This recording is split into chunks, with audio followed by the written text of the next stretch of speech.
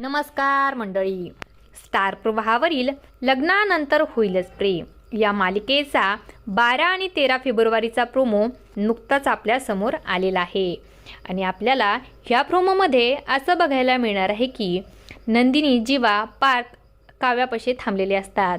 तेव्हा पार्थ हा काव्याचा हात हातात घेऊन काव्याला म्हणत असतो की मी तुम्हाला तुमच्या भूतकाळासोबत स्वीकारलेला आहे.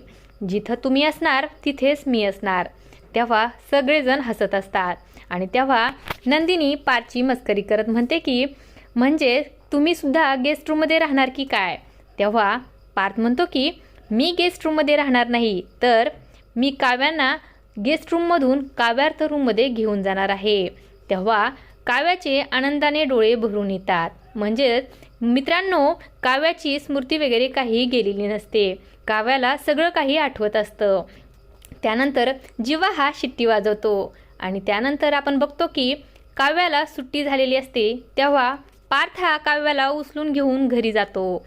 असं काही आपल्याला ह्या प्रोमोमध्ये बघायला मिळणार आहे.